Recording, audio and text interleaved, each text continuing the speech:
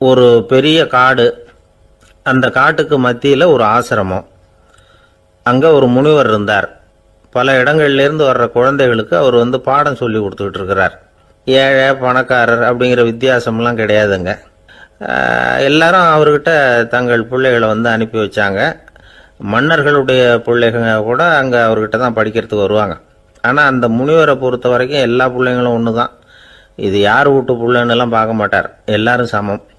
மாணவர்கள்லாம் அங்கேயே மாத கணக்கில் வருஷ கணக்கில் தங்கியிருந்து பாடம் கற்றுக்கிட்டு போகிறது வழக்கம். அவராக பார்த்து போன்னு சொல்கிற வரைக்கும் அங்கேயே இருக்கணும், படிக்கணும். குருகுல வாசம். ஒரு சமயம் ஒரு ராஜகுமாரனும் அவர்கிட்ட படிச்சுக்கிட்டு இருந்தான். அவனுக்கு ஒரு 15 வயசு இருக்கும். சில வருஷம் கழித்து இந்த முனிவர் தன்கிட்ட இருக்கிற மாணவர்களுக்கெல்லாம் பரீட்சை வச்சார். அவங்களுடைய அறிவு முதிர்ச்சியை கணிக்கிறதுக்காக பல சோதனைகள்லாம் வச்சார். ஒவ்வொருத்தராக பார்த்து இனிமேல் நீங்கள் உங்கள் வீட்டுக்கு போகலாம் அப்படின்னு சொல்லி அனுப்பி வச்சுக்கிட்டு இருக்கிறார். எல்லாரும் போயிட்டாங்க. கடைசியாக மிஞ்சி இருந்தது ஒரே ஒரு மாணவன். அவனை மட்டும் வீட்டுக்கு அனுப்பல. யார் அந்த பையன் தெரியுமா? அவன்தான் அந்த ராஜகுமாரன். ராஜகுமாரனுடைய தந்தைக்கு, அதுதான் அந்த ராஜாவுக்கு, அங்கே வயசு ஏறிக்கிட்டே போகுது. என்ன இது, படிக்க போன பையன் இன்னும் திரும்பி வரலையே அப்படின்னு நினைச்சார். வந்துட்டா சீக்கிரமாக அவனுக்கு பட்டம் கட்டிவிட்டு நாம் விலகிக்கலாமே அப்படின்னு நினச்சாரு. கல்யாணம் வேற பண்ணி பார்க்கணும் பையனுக்கு. ஆனால் பையன் வர்ற வழியை காணும். ராஜா பார்த்தார். சரி, நேர்லேயே போய் என்னன்னு தெரிஞ்சுட்டு வந்துடுவோம் அப்படின்னு காட்டுக்கு புறப்பட்டார். அங்கே போய் முனிவரை பார்த்தார். முனிவர் இவரை அன்பாக வரவேற்று உட்கார வச்சார். அதுக்கப்புறம் ராஜா மெதுவா, எல்லாரையும் வீட்டுக்கு அனுப்பி வச்சுட்டீங்களாமே, ஏன் பிள்ளைய மட்டும் அப்படின்னு சொல்லி மெதுவாக இழுத்தார். முனிவர் இதுக்கு உடனே பதில் சொல்லலை. ராஜாவை கூப்பிட்டுட்டு போய் விருந்தினர் குடிசையில் தங்க வச்சார். அதுக்கப்புறம் சொன்னார், உங்கள் மகன் எல்லா பாடங்கள்லையும் முதலிடம் வாங்கியிருக்கான். இப்படி முதலாவதாக வர்ற மாணவனுக்கு நாங்கள் இன்னொரு தேர்வு வைக்கிறது வழக்கம். அதுலேயும் அவன் முதலாவதாக வந்துட்டான்னா அவன் ஒரு பெரிய வித்வான் அப்படிங்கிற கௌரவத்தை அடைஞ்சிருவான் அப்படின்னார். அதாவது முனிவர் அப்படி சொல்கிறார். அப்படி சொல்லிவிட்டு போயிட்டார் அவர். ராஜா அங்கேயே தங்கிட்டார். ராத்திரி படுத்து தூங்கினார். காலையில் எழுந்திரிச்சு அந்த குடிசைக்கு வெளியில் வந்தார் பல்லு விளக்கிறதுக்காக. அந்த சமயத்தில் தூரத்தில் ஒருத்தன் ஒரு கையில் கோடாலியை வச்சுக்கிட்டு தலையில் ஒரு பெரிய விறகு கட்டை சுமந்துக்கிட்டு வந்துக்கிட்டு இருக்கிறது மாதிரி தெரிஞ்சுது. யாராவது விறகு வெட்டியாக இருக்கும் அப்படின்னு நினைச்சார் ராஜா. கிட்ட வந்ததும் உத்து பார்க்குறாரு. பார்த்தா அது தன்னோட புள்ள. திகைச்சு போயிட்டார். என்ன இது, ஒரு ராஜகுமாரனை கூட இது மாதிரி வேலையெல்லாம் செய்ய சொல்கிறாங்களே அப்படின்னு நினைச்சார். ராஜகுமாரன் விறகு கட்டை கொண்டுகிட்டு போய் கொல்லை பக்கம் வச்சான். அந்த சமயம் முனிவர் அங்கே வந்தார். என்ன மகனே, விறகு வெட்டிட்டு வந்துட்டியா? சரி, இப்போ ஒரு துடைப்பத்தை எடுத்துக்கோ, விருந்தினர் குடிசையின் வாசல் பக்கத்தை கூட்டி பெருக்கி சுத்தம் பண்ணு போ அப்படின்னார். அப்படியே செய்கிறேன் குருவே அப்படின்னு சொல்லிவிட்டு போனான். சுத்தம் பண்ண ஆரம்பிச்சிட்டான். ராஜா பார்த்தார் இதை. உடனே ஓடியாந்தார். மகனே, என்ன காரியம் பண்ணுற? துடப்பத்தை கீழே போடுனார். இப்போ அந்த ராஜகுமாரன் சொல்கிறான், தந்தையே, இது என்னுடைய குருதேவரோட உத்தரவு. இங்கே நான் ஒரு மாணவன். இங்கே அரசனும் ஒன்று தான், ஆண்டியும் ஒன்று தான். குருதேவர் சொல்கிறத மறுக்காமல் செய்கிறது தான் எங்கள் கடமை அப்படின்னா. இந்த சமயம் முனிவர் அங்கே வந்தார். இவனை முதுகில் தட்டி கொடுத்தார். அப்புறம் ராஜா கிட்ட சொன்னார், அரசே, உங்கள் புள்ள எங்கள் கடைசி தேர்வுலையும் வெற்றி பெற்றுட்டான். பணிவு தான் மாணவர்களின் மிக உயர்ந்த குணம். குருநாதர் சொல்றது மனசுக்கு பிடிக்கலன்னா கூட மறுக்காம செய்யணும். அப்படி செய்யறதுனால எதை செய்யலாம் எதை செய்யக்கூடாது அப்படிங்கிற விவேகம் அவங்களுக்கு வந்துடும். செய்யக்கூடாததை கூட பெரியவங்க சொல்லிவிட்டா செஞ்சுதான் ஆகணும் அப்படிங்கிற பணிவு அவங்களுக்கு வந்துடும். இந்த குணம் வந்துட்டுதுன்னா அவங்க எத்தனை கடினமான வேலையா இருந்தா கூட ரொம்ப சுலபமா செஞ்சு முடிச்சிருவாங்க. தூக்கத்திலேயும் அப்புறம் துக்கத்திலேயும் தோண்டு போட மாட்டாங்க. இந்த பணிவும் விவேகமும் அவங்க கிட்ட மன உறுதியை ஏற்படுத்தும். அந்த உறுதி உங்க பையனுக்கு வந்தாச்சு. இனிமே அவனை நீங்க அழைச்சிட்டு போகலாம். அவன் நிச்சயமா பேரும் புகழும் பெறுவான் அப்படின்னாரு. ராஜா அவரை பார்த்து, குருதேவா, புரிஞ்சுக்கிட்டேன், என்னை மன்னிக்கணும் அப்படின்னாரு. அதுக்கப்புறம் மகனை அழைச்சிக்கிட்டு நாட்டுக்கு திரும்பி வந்துட்டார். இந்த கதையை இன்று ஒரு தகவலில் சொல்லுங்க சார், உங்கள் நிகழ்ச்சியில் சொல்லுங்க சார் அப்படின்னு சொல்லி மாணவர்கள் கேட்டால் பணிவாக இருக்கிறது எப்படி அப்படிங்கிறத புரிஞ்சுக்குவாங்க அப்படின்னு சொன்னார் ஒருத்தர். சரி, சொல்லுவோம். அதுக்கு முன்னாடி நேர்லேயே ஒரு பையன்கிட்ட சொல்லி பார்க்கலாமே அப்படின்னு தோணுச்சு. உடனே ஒரு பையனை கூப்பிட்டோம். ஏன்பா உங்கள் வாத்தியார் உனக்கு இது மாதிரி ஒரு பரீட்சை வச்சா என்ன பண்ணுவேன் அப்படின்னு கேட்டோம். நானும் அப்படி தான் சார் நடந்துக்குவேன், விறகு வெட்டுவேன், தொடப்பத்தினால கூட்டி சுத்தம் பண்ணுவேன், உடனே செஞ்சு முடிச்சிருவேன் சார் அப்படின்னா. பலே பரவாயில்லையே அப்படின்னோம். ஆமாம் சார், அப்படி செஞ்சால் தானே வீட்டுக்கு அனுப்புவார், இல்லைன்னா இன்னொரு வருஷம் இங்கேயே இருந்து படின்னு சொல்லி விடுவார், அதனால் அப்படி செய்வேன் அப்படிங்கிறான் அந்த பையன். ஒரு காட்டுல ஒரு நரி இருந்தது. ஒரு நாள் காலை நேரம் அது தன்னுடைய இருப்பிடத்திலிருந்து வெளியில வந்தது. கொஞ்ச தூரம் நடந்து வந்தது. அப்பதான் அது தன்னோட நிழலை கவனிச்சு பார்த்தா அது ரொம்ப நீளமா பெருசா இருக்குது. காலை நேரத்துல நிழல் அப்படித்தானே இருக்கும். ஆனா அந்த நரிக்கு அந்த விஷயம் தெரியல. தன்னுடைய நீண்ட பெரிய நிழலை பார்த்து ஆச்சரியப்பட்டது. ஆஹா, நாம இவ்வளவு பெருசாவா இருக்கிறோம் அப்படின்னா என்னுடைய காலை சாப்பாட்டுக்கு ஒரு யானை இல்லைன்னா ஒரு ஒட்டகம் கிடைச்சாதான் சரியா இருக்கும் போல இருக்கு அப்படின்னு முடிவு பண்ணிக்கிட்டது. உடனே ஒரு யானை அல்லது ஒட்டகத்தை தேடி அலைஞ்சது, எங்க கிடைக்கும்னு. கிடைக்கவே இல்லை. மத்தியானம் 12 மணி ஆயிட்டுது. பசியோட அலையுது. இப்ப தன்னோட நிழலை பார்த்தது. அது மத்தியான நிழல் எப்படி இருக்கும், அது ரொம்பவும் குறுகி போய் தெரிஞ்சுது. உடனே அந்த நரி என்ன நினைச்சுக்கிட்டு தான் தெரியுமா, காலை ஆகாரம் சாப்பிடாததுனால நம்ம உடம்பு இப்படி அழிச்சு போட்டுதே அப்படின்னு நினைச்சுக்கிட்டு தான். கொஞ்ச நேரம் கழிச்சு மறுபடியும் தன்னுடைய நிழலை பார்க்குது. அது இன்னமும் குறுகி போய் காலடியிலேயே வந்துட்டுது. அதுக்கு பயமா போயிடுது. ஐயோ, இன்னும் கொஞ்ச நேரத்துல நாம இறந்துருவோம் போல இருக்க, இப்ப என்ன செய்யறது? இந்த சமயத்துல ஒரு எறும்பு கிடைச்சா கூட போதும், அதை நம்ம காலை ஆகாரமா நினைச்சு சாப்பிட்டுள்ளாமே அப்படின்னு நினைச்சுதான்.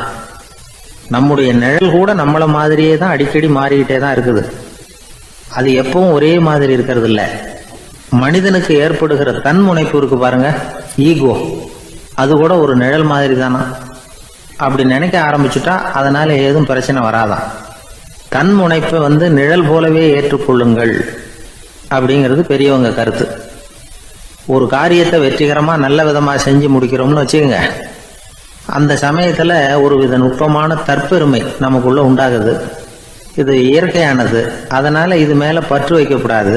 அப்படி வைக்க ஆரம்பிச்சுட்டா அந்த தற்பெருமை ஒரு நிரந்தர விருந்தாளியா நம்ம கிட்ட தங்கிக்கும். நம்ம நிழல் எப்படின்னு பாருங்க, நாம நடக்கும் பொழுது நம்ம பின்னாடியே வரும். தன்முனைப்பையும் அப்படியே நினைச்சுக்குங்க. நிழல் யாருக்கும் எந்த பிரச்சனையையும் உண்டாக்குறது இல்லை. ஆனா அந்த நிழலை கண்டே நாம பயப்பட ஆரம்பிச்சுட்டா நாம எதுலையும் வெற்றி காண முடியாது. நிழலோட சண்டை போடக்கூடாது.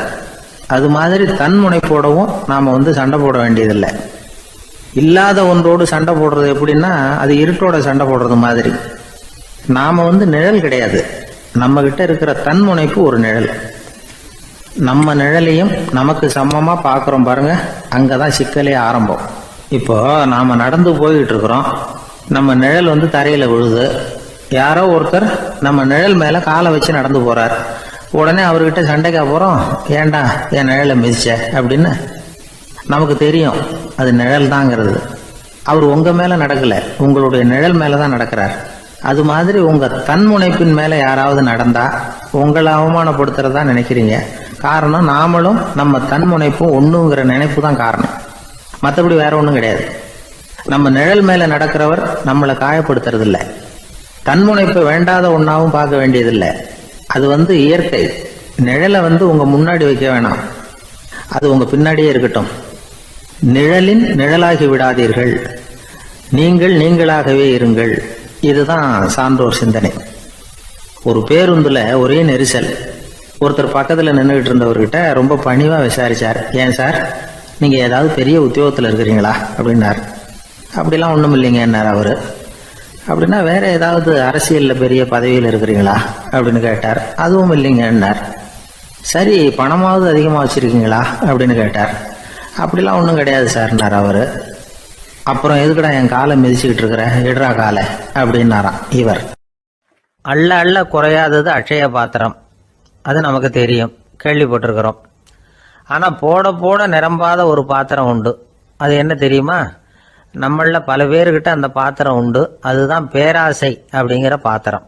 அதை நிறைவு செய்யவே முடியாது. பேராசையை பற்றி சுஃபி இலக்கியத்துல ஒரு பிரபலமான கதை உண்டாம். அதை ஒரு பெரியவர் எடுத்து சொல்லியிருக்கிறார். ஒரு மன்னர் நகர்வலம் போயிட்டு இருக்கார். ஒரு பிச்சைக்காரன் மன்னர் எதிரில் வரான். பிச்சை போடுங்கிறான். என்னுடைய அமைதியை கெடுக்காதே போங்கிறார் மன்னர். அவன் சிரிக்கிறான். அரசே, உங்களுடைய அமைதி கெடக்கூடிய நிலையில் இருந்தா அதுக்கு பேர் அமைதியே கிடையாது அப்படின்னு ஆனா. எதிரில் நிக்கிறது வெறும் பிச்சைக்காரன் இல்லை, யோகி அப்படிங்கிறத மன்னர் புரிஞ்சுக்கிட்டார். துறவியே, உங்களுக்கு என்ன வேணும்னாலும் கேளுங்க, கொடுக்குறேன்னாராம். அந்த துறவி மறுபடியும் சிரிக்கிறார். அரசே, உங்களால முடியாததையெல்லாம் கொடுக்க முடியும்னு சத்தியம் செய்யாதீங்க அப்படின்னார்.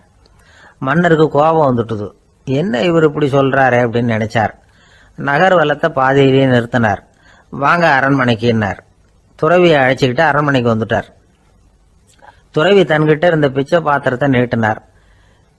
இது நிறைய எனக்கு பொற்காசுகள் வேணும் அப்படின்னாராம். அவ்வளவுதானா, இது ஒரு பெரிய காரியமா அப்படின்னு கையை தட்டினாராம் மன்னர். ஒரு பெரிய தாம்பாளம் நிறைய பொற்காசுகள் வந்து சேர்ந்தது. அதை அள்ளி போட்டார். போட போட அந்த பிச்சை பாத்திரம் நிரம்பவே இல்லை. பொற்காசுகள் போட போட அவ்வளவே உள்ள வாங்கிக்கிட்டே இருக்குது. அரசாங்க கஜானாவே காலி ஆயிட்டுது. மூட்டை மூட்டையா பொற்காசுகளை கொட்டி பார்த்துட்டாங்க. அது முழுங்கிக்கிட்டே இருக்குது. கடைசி வரைக்கும் அந்த பிச்சை பாத்திரம் வந்து நிரம்பவே இல்லை. அரசர்கிட்ட இருந்த கர்வம் போயிட்டுது. அப்படியே பொத்துன்னு துறவி காலில் விழுந்தார். அப்போ அந்த துறவி சொன்னாராம், மன்னா, இந்த பிச்சை பாத்திரத்தை உங்களால மட்டும் இல்லை, வேற யாராலையும் நிரப்ப முடியாது. அதுக்கு என்ன காரணம்னா, இது வந்து சாதாரண பிச்சை பாத்திரம் இல்லை, பேராசைகளோட வாழ்ந்து செத்து போன ஒரு மனிதனின் மண்டை ஓடுது அப்படின்னாராம். பாருங்க, இதுதான் அந்த சுஃபி இலக்கிய கதை. செத்த பிறகும் நிறைவு இல்லைன்னா அது எப்பேற்பட்ட பேராசையா இருக்கும்னு யோசிச்சு பார்த்துங்க. நம்மளும் ஒருத்தர் கல்யாணம் பண்ணிக்க பொண்ணு பார்த்துக்கிட்டு இருந்தார். அழகு, அறிவு, படிப்பு எதுவும் தேவையில்லை, பணம் மட்டும் இருந்தா போதும் அப்படின்னு பார்க்கறவங்க கிட்ட எல்லாம் சொல்லி வச்சார். ரொம்ப நாளைக்கு அப்புறம் ஒரு பணக்காரர் கிடைச்சார். அவர் சொன்னார், இதை பாருங்க, எனக்கு 20 வயசுல ஒரு மகள், அவளை நீங்க கல்யாணம் பண்ணிட்டா 2 லட்சம் பணம் கொடுப்பேன். 25 வயசுல ஒரு பொண்ணு, அவளை கல்யாணம் பண்ணிட்டா 2.5 லட்சம் தருவேன். 30 வயசுல ஒரு பொண்ணு இருக்கா, அவளை கல்யாணம் பண்ணிட்டா 3 லட்சம் தருவேன். என்ன சொல்ற அப்படின்னாராம். இவன் கொஞ்ச நேரம் யோசிச்சு பார்த்துருக்கான். அதுக்கப்புறம் மெதுவா அவரை நிமிந்து பார்த்து, ஏன் சார், உங்ககிட்ட 50 வயசுல ஏதாவது பொண்ணு இருக்கா அப்படின்னு கேட்டானா. சில பேரை இப்படி சொல்றது உண்டு, அடுத்தவங்களை அனுசரிச்சு நடந்துக்க தெரியல, அவன் என்ன சார் மனுஷன் அப்படிம்பாங்க. சக மனிதர்களோட எப்படி பழகிறது அப்படின்னு தெரியாததுனாலேயே பல பேர் இன்னைக்கு சங்கடப்பட்டுக்கிட்டு இருக்கிறாங்க.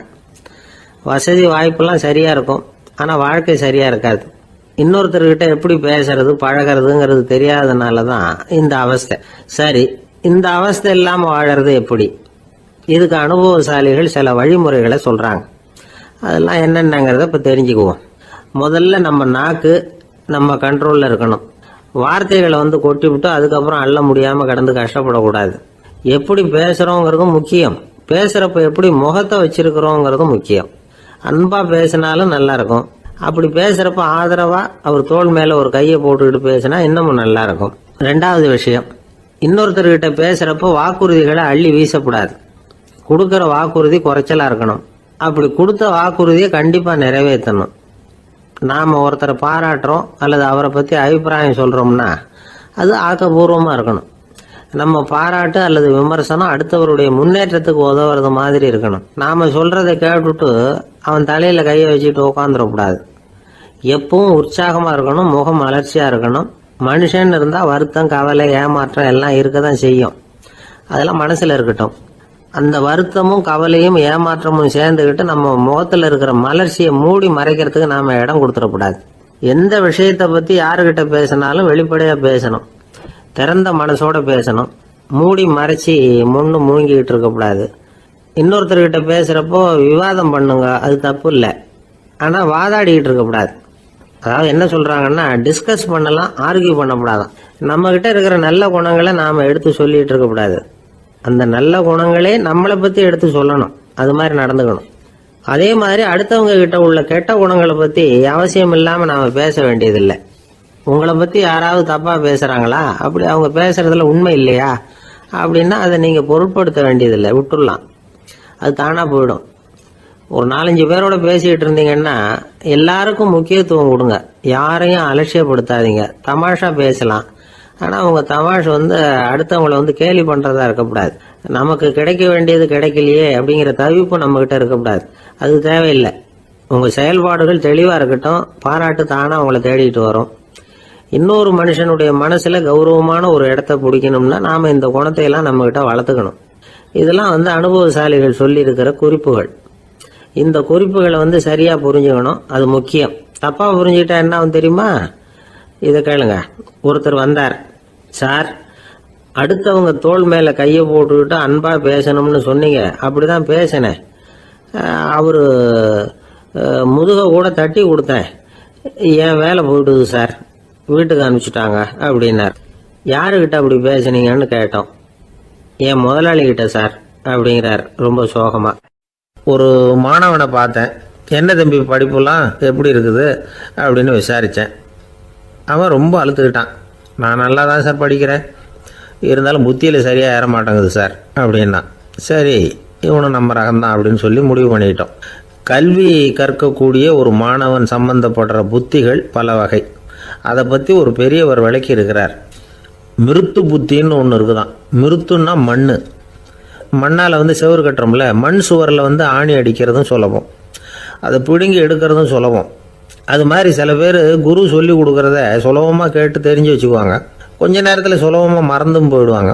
இது மிருத்து புத்தின்னு பேர், மண் புத்தி. தாரு புத்தின்னு ஒன்று உண்டான். தாருன்னா மரம். அதில் பச்சை மரத்தில் ஆணி அடிக்கிறது சுலபம், ஆனால் அதை எடுக்கிறது கஷ்டம். அது மாதிரி ஆசிரியர்கிட்ட இருந்து கேட்டதை கவனமாக மனசில் பதிய வச்சுக்கிட்டு அதை மறக்காமல் இருக்கிறது தாரு புத்தி. பட்டை மரமாக இருந்தால் அதில் ஆணி அடிக்கிறதும் கஷ்டம், அடிக்கிற ஆணியும் சீக்கிரம் நழுவிடும். அது மாதிரி கேட்குற விஷயம் மனசில் பதியறதும் கஷ்டம். அப்படியே பதிஞ்சாலும் அது நீடிச்சு இருக்கிறதும் கஷ்டம், கொஞ்ச காலத்தில் மறந்துடும். இன்னொரு வகை புத்தி ஒன்று உண்டு, அதுக்கு பேர் சிலா புத்தின்னு பேர். சிலான்னா கல். ஒரு கருங்கல்லில் 4 துளையை போட்டு ஒரு துளையில் உளியை வச்சு அடித்தா மற்ற துளை வழியாகவும் பிளந்து கல் 2 ஆகிடும். அது மாதிரி சந்தியான இடங்களில் குறிப்பாக ஒரு பொருளை சொன்னால் அதை வச்சுக்கிட்டு மற்றதையும் தெரிஞ்சுக்கிறது, அது சிலா புத்தின்னு பேர். வேணு புத்தின்னா என்ன தெரியுமா? வேணுன்னா மூங்கில் கணுவில் ஒரு பக்கம் உளியை வச்சு அடித்தா 2 பக்கமும் பிளந்துடும். அது மாதிரி ஒரு செய்தியை கேட்டுக்கிட்டு இருக்கிறப்பவே அதோட முன்பின் தொடர்களையும் தெரிஞ்சுக்கணும், அது வேணு புத்தி. தைல புத்தின்னு ஒன்று உண்டு. தைலம்ங்கிறது எண்ணெய். தண்ணியில் ஒரு துளி எண்ணெயை விட்டால் அது தண்ணி பூரா பரவி போடுதில்ல, அது இப்படி பரவுறது மாதிரி ஆசிரியர் சுருக்கமாக ஒரு கருத்தை சொன்னால் அதை வச்சுக்கிட்டு பூரா விஷயங்களையும் தெரிஞ்சுக்கணும், அது தைல புத்தி. கற்பூர புத்தின்னு ஒன்று கேள்விப்பட்டிருக்கோம். அது எப்படின்னா, கற்பூரம் தீ பட்ட உடனே பிடிச்சிக்கும். ஆசிரியர் சொன்ன உடனே நுண்ணறிவோட பாடங்களை புரிஞ்சுக்கிறது இந்த வகை புத்தி. கரி புத்தின்னு ஒன்று. அது எப்படின்னா, கரியில் நெருப்பை வச்சு விசிறிய பிறகு அதுக்கப்புறம் அது கறி நெருப்பாகும். அது மாதிரி காலம்பரை சாயந்தர வேலைகளில் ஆசிரியர் பாடம் சொல்லி கொடுப்பார், அதை கொண்டு புரிஞ்சுக்கிறது இந்த வகை. கதலித்தண்டு புத்தின்னு ஒன்று சொல்லுவாங்க. கதலிங்கிறது வாழை மரம். வாழைத்தண்டில் தீ வைக்கிறது எவ்வளவு சிரமமோ அவ்வளவு சிரமத்தோடு கல்வி கற்கிறது கதலித்தண்டு புத்தி. இதை தவிர இன்னும் சில வகையான மாணவர்களை கூட அடையாளம் காட்டுறாங்க. ஆசிரியர் சொன்னதில் நல்லதை மட்டும் எடுத்துக்கிறவன் அன்னம். ஆசிரியர் கிடைச்ச இடத்துல பாடத்தை கேட்டுக்கிட்டு பிறகு தனியாக உட்காந்து சிந்திக்கிறவன் பசு. பசுமாடு அப்படி தானே, புல் கண்ட இடத்துல மேயும், அதுக்கப்புறம் நிதானமாக அசை போட்டுக்கும். ஆசிரியர் சொன்னதை தவிர வேற எதையும் சொல்ல முடியாதவன் கிளி. பல இடங்களில் பாடங்கள் கேட்டு கடைசியில் ஒன்றும் புரியாமல் போகிறவன் ஆடு. ஆடு ஒரு செடியில் வயிறார மேயாது, ஒரே செடியில் இக்கரைக்கு அக்கறை பச்சைன்னா அங்கேயும் இங்கேயும் அலைஞ்சிக்கிட்டே இருக்கும். சில பேருக்கு எருமைன்னு பேர். எருமை எப்படின்னா குளத்து நீரை கலக்கி தான் குடிக்கும். அது மாதிரி ஆசிரியர் மனசை நோக செய்து பயில்கிற மாணவர்கள்லாம் இந்த ரகம். இவ்வளவுலாம் இருந்தாலும் இந்த காலத்து மாணவர்கள்லாம் ஒரு தனி ரகம். ஒரு ஆசிரியர் வகுப்பில் பாடம் நடத்திக்கிட்டு இருந்தார். இலக்கண வகுப்பு. இறந்த காலம், நிகழ்காலம், எதிர்காலம், past tense, present tense, future tense, இதை பற்றிலாம் பாடம் நடத்துகிறார்.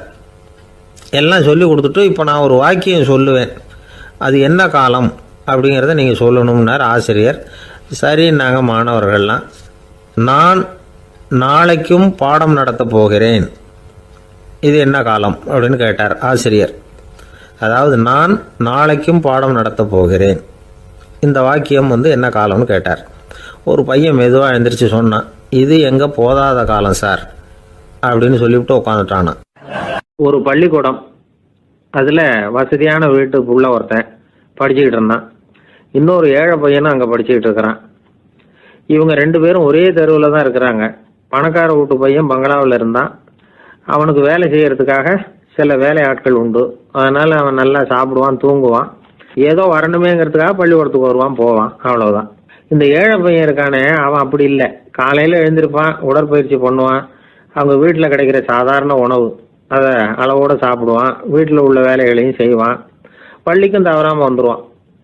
அவனுக்கு கூட பிறந்த சகோதர சகோதரிகள் 8 பேர்.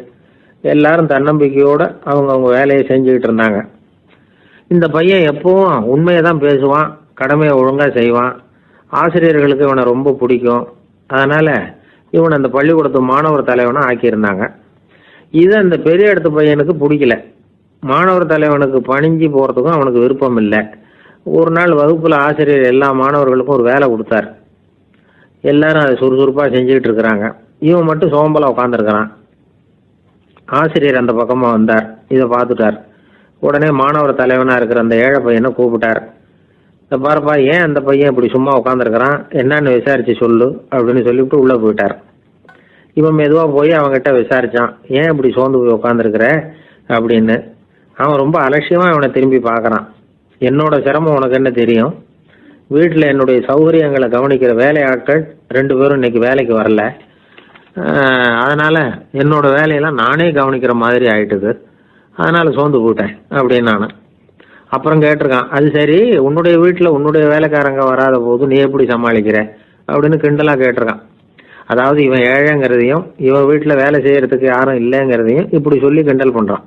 இந்த ஏழை பையனுக்கு இது புரிஞ்சுது. மனசு வேதனை போட்டுது. இருந்தாலும் வெளியில் காட்டியாமல் சிரிச்சுக்கிட்டே சொன்னானா, எனக்கு அந்த கவலையே கிடையாது. என்னுடைய உதவிக்கு நான் நினைச்ச உடனே என்னுடைய காரியத்தை செய்யறதுக்கு 8 பேர் எப்பவும் தயாராக இருப்பாங்க அப்படின்னு நான். இவன் இப்படி சொன்னதும் அவனுக்கு ஒரு மாதிரி ஆயிட்டு தான். தலையை குனிஞ்சுக்கிட்டே போயிட்டான். உள்ளே உட்காந்துருந்த ஆசிரியர் காதில் இது விழுந்தது. உடனே இந்த ஏழை பையனை உள்ளே கூப்பிட்டு போனாரு. கேட்டாரு, என்னப்பா இப்படி சொல்ற? இவன் பொய் சொல்ல மாட்டாங்கிறது அவருக்கு தெரியும். அவனை சமாளிக்கிறதுக்காக இப்படி ஒரு பொய்யை சொல்லியிருப்பாங்கிறதையும் அவரால் ஏற்றுக்க முடியல.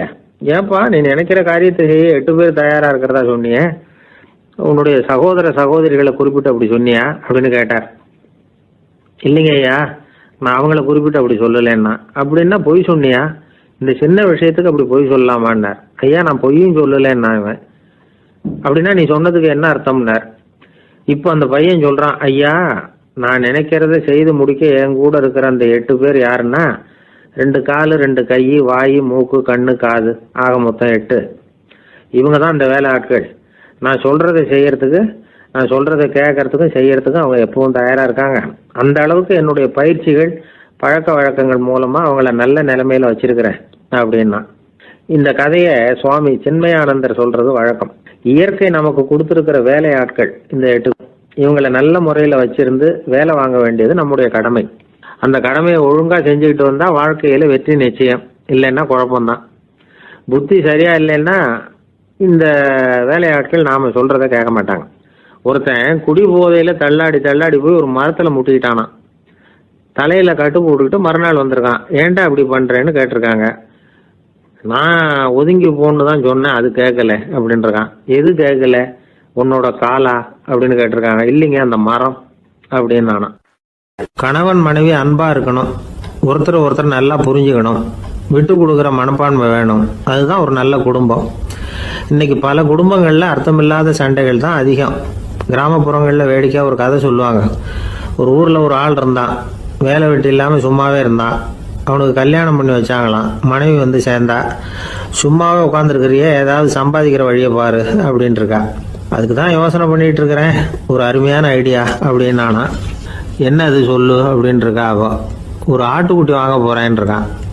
அதை வாங்கி என்ன பண்ண போறேன்னா, அந்த குட்டி வளரும், பெருசாகும், அதுக்கப்புறம் அது நிறைய குட்டி போடும் அப்படின்ட்டு இருக்கான். சரி, அப்புறம் என்ன, அதையெல்லாம் சந்தையில் கொண்டுட்டு போய் விற்றுவிட்டு அந்த காசுக்கு ஒரு எருவு மாடு வாங்கலாம். சரி, அது எதுக்கு? எருவு மாடு நிறைய பால் கொடுக்கும், அதை கொண்டுகிட்டு போய் பால் பண்ணையில் கொடுப்பேன், அல்லது நானே விற்றுருவேன், கை நிறைய காசு கிடைக்கும். அதுக்கப்புறம் ஒரு பசுமாடு வாங்குவேன், பாலையும் விற்கலாம், நாமளும் காய் போட்டு சாப்பிட்லாம், இப்படிலாம் சொல்லியிருக்கான். அப்போ அந்த பொண்ணு சொல்லிச்சான், அடுத்த தெருவில் இருக்கிற எங்கள் அம்மா வீட்டுக்கும் கொஞ்சம் பால் கொடுத்து அனுப்பலாம் அப்படின்ட்டுருக்கா அந்த பொண்ணு. இந்த இடத்துல கணவனுக்கு கோவம் வந்துட்டுது. அது எப்படி உங்கள் அம்மா வீட்டுக்கு எதுக்கு கொடுக்கணும், அதெல்லாம் முடியாதுன்றிருக்கான். இந்த இடத்துல சண்டை ஆரம்பமாயிட்டுது. கொஞ்ச நேரத்தில் 2 பேரும் சத்தம் போட ஆரம்பிச்சிட்டாங்க. கடுமையான சண்டை நடக்கிறத பக்கத்து வீட்டுக்காரன் காதில் வாங்கினான். அவன் ஓடியாந்தான். அவனுக்கு தெரியும், வாங்காத மாட்டுக்காக இப்படி சண்டை போட்டுக்கிட்டு இருக்கிறாங்கங்கிறது அவனுக்கு புரியும். அவன் ஓடி வந்து சொன்னான், ஏண்டா உன்னோட பசுமாட்டை ஒழுங்காக கட்டி போடக்கூடாதான்னு இருக்கான். என்னடா சொல்கிறேன்னா இவன், உன் மாடு என் தோட்டத்தில் வந்து மேய்ஞ்சுட்டுது, பயிரெலாம் நாசமாயிட்டுது, 10,000 ரூபா அளவுக்கு சேதம், அதை வாங்கிட்டு போகிறதுக்கு தான் வந்தேன், குடுறா 10,000 நானா. இவன் அரண்டு போயிட்டான். அப்புறம் சொன்னான், டே நான் இன்னும் மாடே வாங்கலையே, அதுக்குள்ளே அது வந்து எப்படிடா உன் தோட்டத்தில் மேயும், என்னடா உளறேன்ருக்கான். நீ தாண்டா இப்போ உளறிக்கிட்டு இருக்க, மாடே வாங்கலை, அதுக்குள்ளே எப்படிடா வந்து உன்னுடைய மனைவி அவங்க அம்மா வீட்டுக்கு பால் கொடுத்து அனுப்ப முடியும் அப்படின்னு அவன் கேட்டானா. நம்மளுக்கு இப்போ தான் புத்தி வந்துதான், அர்த்தமே இல்லாத சண்டை போட்டுக்கிட்டு இருக்கிறோம் அப்படிங்கிறத அவன் புரிஞ்சுக்கிட்டானா. இது நம்ம முன்னோர்கள் சொல்லியிருக்கிற ஒரு கதை. சண்டையில தான் அர்த்தம் இல்லையே தவிர கதையில் அர்த்தம் உண்டு. அதாவது இல்லாத விஷயங்களுக்காக சண்டை போட்டுக்கிட்டு இல்லறத்தை வீணாக்கிக்கிட்டு இருக்கிற மனிதர்கள் இன்றைக்கு நிறைய பேர் இருக்கிறாங்க. ஒருத்தன் தன்னுடைய மனைவியை பற்றி மாமனார்கிட்ட புகார் சொன்னானா, மாமா உங்க பொண்ணு அர்த்தமில்லாத சண்டை போடுறா, எதுக்கு எடுத்தாலும் எடுத்தெறிஞ்சு பேசுறா அப்படின்னு இருக்கான். நீ எப்படி மாப்பிள்ளை அதை சமாளிக்கிற அப்படின்னு கேட்டிருக்காரு அவரு. அவ எடுத்தெறியறது என் மேலே படாமல் ஒதுங்கி நின்னுக்கிறேன் அப்படின்னு நானா இவன். ரொம்ப பேருக்கு கூட்டத்தில் பேசுறதுன்னா பயம். நமக்கு ஒன்றும் தெரியாதுன்னு மற்றவங்க நினச்சிடக்கூடாதுங்கிற எண்ணம் தான் இதுக்கு காரணம். ரொம்ப முக்கியமான ஒரு கூட்டம்னா பயம் அதிகமாக இருக்கும். முக்கியமானவங்கள்லாம் வருவாங்களே, அவங்கெல்லாம் நம்மளை பற்றி மட்டமாக நினச்சிருவாங்களே அப்படிங்கிற பயம் வந்துடும். ஆனால் மேடை பேச்சுங்கிறது அவ்வளவு கடினமான ஒரு காரியம் இல்லைங்கிறாங்க அது சம்பந்தமான நிபுணர்கள். யாரும் பேச்சாளர் ஆகலாம், இது ஒன்றும் பெரிய கிஃப்ட்டு கிடையாது அப்படின்னு அவங்க சொல்கிறாங்க. நீங்கள் ஒரு சிறந்த பேச்சாளர் ஆகணுமா அப்படின்னா அதுக்குன்னு சில ஆலோசனைகளை சொல்லி வச்சிருக்கிறாங்க அனுபவசாலிகள். முதல் ஆலோசனை என்னென்னா, உங்கள் பேச்சு வந்து எளிமையாக இருக்கணும். ஏதாவது ஒரு கருத்து அல்லது 2 கருத்து சொன்னால் போதும், 20 அல்லது 30 கருத்துக்களை சொல்லிகிட்டே போகக்கூடாது. 2வது ஆலோசனை, நீங்கள் என்ன பேச போகிறீங்கிறது முதல்ல உங்களுக்கு நல்லா புரியணும். அதுக்கப்புறம் தான் அதை அடுத்தவங்களுக்கு புரிய வைக்க முடியும். எப்படி ஆரம்பிக்க போகிறோம், எந்த கருத்தை முக்கியமாக வலியுறுத்த போகிறோம், எப்படி முடிக்க போகிறோம் அப்படிங்கிறத முதல்ல நல்லா சிந்திச்சு மனசில் வச்சுக்கணும். கடைசியாக என்ன சொல்கிறீங்களோ அதுதான் கேட்குறவங்க மனசில் நிற்கும். 3வது ஆலோசனை என்னென்னா, உங்கள் பேச்சு சுருக்கமாக இருக்கணும். ஒரு 15 நிமிஷம் பேசுகிறது ரொம்ப பொருத்தம், மணிக்கணக்கில் பேசிக்கிட்டு இருக்கிறது நல்லதில்லை. 4வது ஆலோசனை, நீங்கள் பேசுகிறது உண்மையாக இருக்கணும். உங்களுக்கு உண்மையான அனுபவங்கள் இருக்கும், அதை சொல்லலாம். உங்களுடைய உண்மையான அனுபவங்களை மற்றவங்களோட பகிர்ந்துக்கணும், அதுதான் முக்கியம். 5வது ஆலோசனை, ஆரம்பத்தில் கொஞ்ச நேரம் உங்களை பற்றியும் எதிரில் உள்ளவங்களை பற்றியும் சம்மந்தப்படுத்தி ஏதாவது பேசி ஒரு நெருக்கத்தை ஏற்படுத்திக்கணும். ஒவ்வொருத்தரும் இப்போ இவர் பேச போகிறது நம்ம சம்மந்தப்பட்டது அப்படின்னு நினைக்க ஆரம்பிச்சிருவாங்கல்ல, அதுக்கப்புறம் அவங்க கேட்க தயாராகிட்டாங்கன்னு அர்த்தம். எதிரில் உட்காந்துருக்கிற கூட்டத்திலிருந்து 3 பேரை தேர்ந்தெடுங்க. அதாவது வலது பக்கம் ஒருத்தர், நடுவில் ஒருத்தர், இடது பக்கம் ஒருத்தர். அதாவது உங்களை வந்து ரொம்ப கனிவாகவும் ஆர்வமாகவும் பார்க்குறவராக பார்த்து தேர்ந்தெடுத்துங்க மனசுக்குள்ளே. நீங்கள் பேசும்பொழுது என்ன பண்ணணும்னா, இவங்களை நேருக்கு நேராக மாறி மாறி பார்த்துக்கிட்டே பேசுனீங்கன்னா நீங்கள் ஏதோ ஒட்டுமொத்த கூட்டத்தையும் பார்த்து பேசுகிறதாக ஒரு உணர்வு அது ஏற்படுத்திவிடும். 6வது ஆலோசனை என்னென்னா, சொற்பொழிவுன்னா நீங்கள் பேசணும், படிக்கக்கூடாது. எழுதி படிக்கிறது நல்லா இருக்காது. குறிப்புகள் வேணும்னா வச்சுக்கலாம். படிக்கிறது பேப்பர்லேருந்து வர்றது மாதிரி இருக்கும், பேசுறது இதயத்திலேருந்து வர்றது மாதிரி இருக்கும். அப்புறம் 7வது ஆலோசனை சொல்கிறாங்க. அது என்னென்னா, மேடையில் ஏறி நின்ன உடனே இயல்பாக மூச்சை இழுத்து விட்டுங்க, இயல்பு நிலைக்கு வாங்க, அதுக்கப்புறம் இயல்பாக பேச ஆரம்பிக்கலாம் அப்படிங்கிறாங்க. இவ்வளவும் வந்து பேச்சு கலையில் வல்லுநர்களாக இருக்கிறவங்க சொல்லுகிற ஆலோசனைகள். இதையெல்லாம் கடைபிடிச்சா நமக்கும் அதுக்கும் வெகு தூரம்னு நினச்சிக்கிட்டு இருந்த ஒன்று இப்போ கிட்டத்தில் நெருங்கி வந்துடும். நாம் சொல்கிறபடியெல்லாம் அது கேட்கும். ஒரு பேச்சாளர், அவருக்கு சுருக்கமாகவே பேச தெரியாது. மேடையில் ஏற்றி விட்டுவிட்டா போதும், ஆரம்பிச்சிருவார், நிறுத்த மாட்டார், பேசிக்கிட்டே இருப்பார். ஒரு தடவை அவர் ஒரு கூட்டத்தில் ரொம்ப நேரம் பேசிக்கிட்டே இருக்கிறார். எதிரில் பொறுமை இழந்த ஒருத்தர் தன்னுடைய கை கடிகாரத்தை காட்டினார். அதை கவனித்த பேச்சாளர், மன்னிக்கணும், கை கடிகாரம் நான் கொண்டுகிட்டு வர மறந்துட்டேன், அதுதான் நேரம் போனதே தெரியல அப்படின்னு சொல்லியிருக்கிறார். இதுக்கு அவர் சொன்னாராம் கோபமா, ஏய்யா கடிகாரத்தை தான் பார்க்க முடியல மறந்துட்டேன், பக்கத்தில் மாட்டிருக்கிற கேலண்டரையாவது பார்க்கக்கூடாதா அப்படின்னாராம். தானத்தில் சிறந்தது எது அப்படின்னு ஒரு கேள்வியை கேட்டு, தானத்தில் சிறந்தது நிதானம் அப்படின்னு அதுக்கு ஒரு பதிலும் சொல்கிறவங்க உண்டு. நிதானம் ரொம்ப அவசியம், அதுவும் இன்றைய உலகத்துக்கு ரொம்ப அவசியம். இன்றைக்கி உலகம் ரொம்ப பரபரப்பாக போய்கிட்டு இருக்குது. பொறுமையாக இருக்கணும்னு நினைக்கிறவங்களால கூட அப்படி இருக்க முடியறதில்ல. பொறுமையை சோதிக்கிறது மாதிரி பல சம்பவங்கள், அதையெல்லாம் சந்திச்சே தீர வேண்டியிருக்குது. எங்கே போனாலும் க்யூவில் நிற்க வேண்டியிருக்குது, எங்கே போனாலும் காத்துக்கிட்டு இருக்க வேண்டியிருக்கு. ஆஃபீஸ்லேயோ வீட்லேயோ கூட நீங்கள் நிதானமாக பொறுமையாக நடந்துக்க தெரியலன்னா உங்களுக்கு சிடுமூஞ்சி, முசுடு இப்படிலாம் பேர் வச்சுருவாங்க. அது உங்களுக்கு தேவையா? சரி, வாழ்க்கையில் பொறுமைசாலின்னு பேர் வாங்கிறதுக்கு என்ன வழி? முதல் பாயிண்ட், நீங்கள் நினைக்கிறது, எதிர்பார்க்கறது, செய்கிறது எல்லாமே 100% கரெக்டாக நடக்கணும்னு ஆசைப்படக்கூடாது. எதுவாக இருந்தாலும் அதில் ஓரளவுக்கு தவறு நடக்கலாம் அப்படிங்கிறத எதிர்பார்த்தே இருக்கணும். ஓரளவுக்கு அதை அனுமதிக்கணும். ஒரு நண்பரை 6 மணிக்கு ஒரு இடத்துக்கு வர சொல்லியிருக்கிறீங்க, 6 மணிக்கு அவர் வரலை, உடனே பொறுமை இழந்து நடந்துக்கக்கூடாது. ஒரு 10 நிமிஷம் டிலே ஆகலாம். ஒரு வர்ற வழியில் பஸ்ஸு கூட ஏதாவது டிராஃபிக்கில் மாட்டியிருக்கலாம். அதெல்லாம் எதிர்பார்த்தே கொஞ்சம் காத்திருக்கிறதுல ஒன்றும் தப்பு இல்லை. சில சமயம் டிலே ஆகிறது கூட நல்லதாக முடியும். ஒரு பஸ்ஸை தவற விட்டுட்டு, ஐயோ கொஞ்சம் ஒரு 2 நிமிஷம் முன்னாடி வந்திருந்தா பிடிச்சிருக்கலாமே அப்படின்னு தவிச்சிக்கிட்டு இருப்பாங்க சில பேர். அடுத்தபடியாக வர்ற பஸ்ஸு நேரடியாக நீங்கள் போக வேண்டிய இடத்துக்கே கொண்டு போய் விடுற பஸ்ஸாக கூட இருக்கலாம். அது உங்களுக்கு முன்னாடி தெரியாதுல்ல. சில நெருக்கடியான சூழ்நிலைகளை தமாஷா எடுத்துக்கிறதுக்கு பழகிக்கணும். சில இடங்களுக்கு போகிறப்ப காத்திருக்கிறதுக்கு நம்ம மனசை தயார்படுத்திக்கிட்டே போகணும். ஒரு ரயிலுக்கோ பஸ்ஸுக்கோ அல்லது விமானத்துக்கோ கப்பல் பிரயாணத்துக்கோ போகிறப்போ அங்கே போய் நீங்கள் மணிக்கணக்கில் கூட காத்துக்கிட்டு தான் இருக்கணும். புறப்படுற நேரம் கூட மாறலாம். நீங்கள் போய் சேர்ந்ததும் அது உடனே புறப்படணும்னு கட்டாயமாக என்ன? அது மாதிரி சமயத்தில் படிக்கிறதுக்குன்னு சில சுவாரஸ்யமான புத்தகங்களையும் கையில் எடுத்துக்கலாம். உங்களை சுற்றி எவ்வளவோ சுவாரஸ்யமான சம்பவங்கள் நடந்துக்கிட்டு இருக்குதுல்ல, அதையெல்லாம் வேடிக்கை பாருங்கள். எதுக்காக காத்துக்கிட்டு இருக்கிறோமோ அந்த காரியத்தில் உண்மையாகவே நமக்கு ஒரு அக்கறை இருந்தால் நமக்கு போர் அடிக்காது. சில கோயில்களில் பார்த்துருப்பீங்க, தரிசனத்துக்காக பக்தர்கள் நாள் கணக்கில் காத்துக்கிட்டு இருப்பாங்க. அவங்களெலாம் அழுத்துக்கிறது இல்லை. ஆண்டவனை தரிசிக்கணுங்கிற உண்மையான அக்கறை இருக்கிறதுனால அவங்களுக்கு போர் அடிக்கிறது இல்லை. ஆனால் சில சினிமா தியேட்டரில் கூட பார்க்கலாமே, சினிமா கியூ கூட அப்படி தான். சாயந்தரம் 6 மணி ஆட்டத்துக்கு காலம்பரம் 6 மணிக்கே போய் கூட காத்துக்கிட்டு இருப்பாங்க. அவங்களுக்கெல்லாம் போர் அடிக்காது, படம் பார்க்குற ஆர்வம். இன்னொரு முக்கியமான விஷயத்தை நாம் பழக்கப்படுத்திக்கணும். லிவ் ஃபார் தி மூமெண்ட் அப்படிங்கிறாங்க நிபுணர்கள். ரொம்ப பேர் எப்படின்னா அடுத்தபடியாக நடக்க போகிற விஷயத்திலேயே கவனமாக இருப்பாங்க. அந்த நினைப்புலேயே இந்த நிமிஷத்தை பொறுமை இல்லாமல் கழிப்பாங்க. ஒருத்தர் இருக்கார், அவர் எப்படின்னா ஆஃபீஸ் முடியறதுக்குள்ளேயே சார் 5 மணிக்கெல்லாம் ரெடியாக இருங்க, நாம் அந்த ஹோட்டலில் போய் டிஃபன் சாப்பிட்ணும் அப்படின்னு 4 மணிலேருந்து சொல்லிகிட்டு இருப்பார். 4:55 பரபரப்பாக ஓடி வருவார். 2 பேரும் புறப்படுவோம், ஹோட்டலுக்கு போவோம், சாப்பிட்டுக்கிட்டு இருப்போம். அப்படி சாப்பிட்டுட்டு இருக்கிறப்ப சார் சாப்பிட்டு முடித்ததும் நேராக ஒரு ஜவுளி கடைக்கு போகிறோம் அப்படிம்பார். பரபரக்க சாப்பிட்டு முடிப்பார், புறப்படுவார்.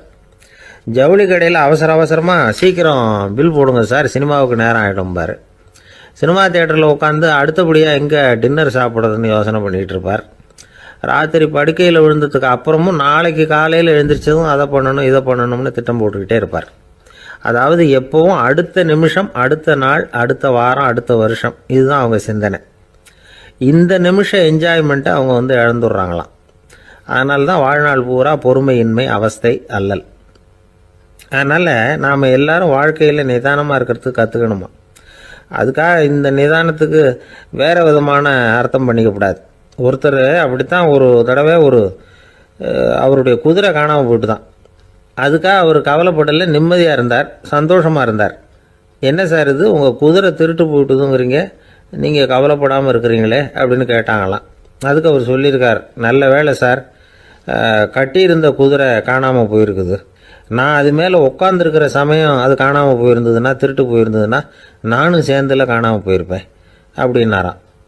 எவ்வளவு நிதானமான ஆள் பாருங்கள். காசியில் இருக்கிற கடவுள் காசி விஸ்வநாதர், அங்கே இருக்கிற தேவி காசி விசாலாட்சி. இவங்க 2 பேரும் ஒரு நாள் பேசிக்கிட்டு இருந்தப்போ கடவுள் சொன்னார், இந்த மனிதர்களை நாம் ரொம்பவும் நம்பிக்கையோடு தான் படைச்சிருக்கிறோம். இருந்தாலும் அவங்களுக்கு தான் நம்பிக்கை இல்லை, எதுலேயும் ஒரு உண்மையான நம்பிக்கை இல்லாமல் வாழ்ந்துக்கிட்டு இருக்கிறாங்க அப்படின்னார். என்ன அப்படி சொல்கிறீங்க? அதை பாருங்கள், எவ்வளவு பேர் காசியை தேடிட்டு வந்து கங்கையில் குளிச்சுக்கிட்டு இருக்கிறாங்க. அவங்களெலாம் நம்பிக்கை இல்லைன்னா இவ்வளவு தூரம் தேடிட்டு வந்து இங்கே குளிப்பாங்களா அப்படின்னு நாங்கள் தேவி. சரி, அதை சோதித்து பார்க்கலாம் அப்படின்னு 2 பேரும் முடிவு பண்ணிக்கிட்டாங்க. உடனே ஒரு திட்டம் போட்டாங்க. அது எப்படின்னா, நாம் 2 பேருமே பக்தர்கள் மாதிரி உருவத்தை மாற்றிக்கிட்டு கங்கை கரைக்கு போக வேண்டியது.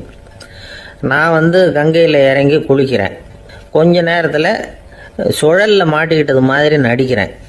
நீ உடனே கரையிலிருந்து சத்தம் போடும், என்னோடய வீட்டுக்காரரை யாராவது காப்பாற்றுங்களேன்னு சத்தம் போடும். அதோடு இன்னொன்று சொல்லு, யாராவது ஒரு புண்ணிய ஆத்மா அவர்கிட்ட போய் அவருடைய முடியை பிடிச்சி இழுக்கணும். அப்படி ஒரு சாபம் இருக்குது எங்களுக்கு. புண்ணிய ஆத்மா, அதாவது எந்த பாவமும் செய்யாத இல்லாத ஒருத்தர் தான் அவரை காப்பாற்ற முடியும். அப்படிப்பட்டவங்க யாராவது வெள்ளத்தில் குதிச்சு என்னுடைய கணவரை காப்பாற்றுங்கோ அப்படின்னு நீ சத்தம் போடு, கூச்சல் போடு, என்ன நடக்குதுன்னு பார்க்கலாம் அப்படின்னார் கடவுள். சரின்னு சொல்லி 2 பேருமா சாதாரண பக்தர்கள் மாதிரி கங்கை கரைக்கு வந்து சேர்ந்தாங்க. அவர் இறங்கி குளித்தார்.